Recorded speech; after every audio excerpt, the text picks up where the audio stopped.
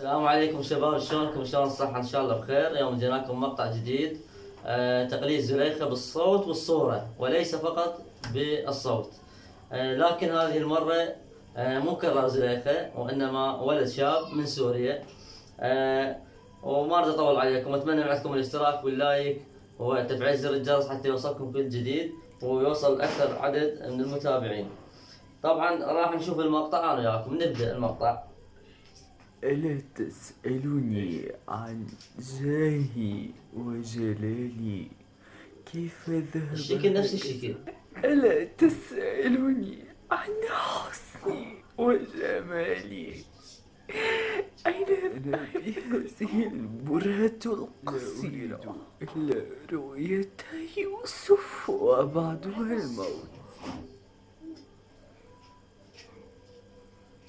طبعا سبحان الله نفس الشكل أنت بالملامح. يوسف، أنت يوسف نبي الله؟ ماذا فعلت بي يا نبي؟ أنا أرى حلقة. ماذا تريد شأني؟ فأنا لا أريد إلا رؤية يوسف وبعدها الموت. المرآة. طبعا هاي هنا اضافات للفيديو. طبعا بالنسبه للفيديو مدخل عليه مونتاج. الولد هو شوي ابيض فمسوي سمار بشرته على مود لانه زليخه هي من كبرت وجهها اسمر، لذلك دخل عليها المونتاج. طبعا عندنا مقطع ثاني كرار زليخه. كرار زليخه يحسوا ويا الناس وينصحهم بانه يظلون بالبيت حتى لا ينتشر هذا المرض.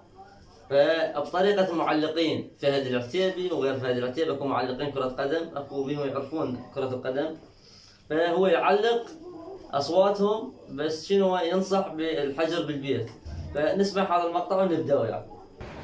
بسم الله الرحمن الرحيم. أيها السادة الكرام في كل مكان، أحييكم بتحية الإسلام. السلام عليكم ورحمة الله وبركاته. في وطننا الحبيب العراق هذه الفترة التي يمر بها فترة عصيبة جدا.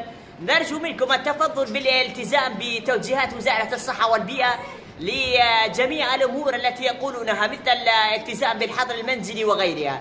اليوم يشهد عراقنا الحبيب وضع، بالذات عندما يكون هذا الأمر بالضرورة صعب جدا، من وباء عالمي لا تسيطر عليه جميع الدول العالمية، فكيف بالعراق وهذه البنى التحتية ضعيفة جدا، لا مستشفيات لا غيرها من وسائل. أنتقل بكم إلى زميلي عصام الشوالي ليكمل لكم. شكرا زميلي فهد العتيبي.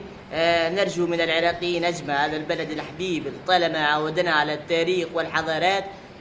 ماشي نلاقي خسر أرواح كثيرة، خسر في انفجارات وحروب ومظاهرات منذ 2003 واليومنا هذا. نتمنى أن تكونوا أكثر يعني برشا حفاظ على الأرواح، برشا يعني مستلزمات تستخدموها مثل التعقيمات والمنظفات. فهد العتيبي تكلم وأنا عصام الشوالي أنتقل بكم إلى روف خليف.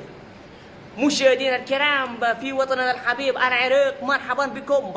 أحييكم بتحية الإسلام مرة أخرى بعد زميلي فهد العتيبي وعصام الشوالي.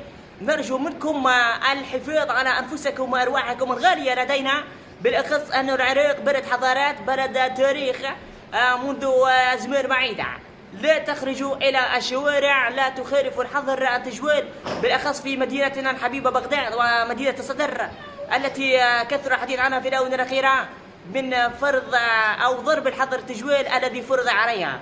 الإصابات في حالة انخفاض واضح في جدول الترتيب منذ 4 أيام.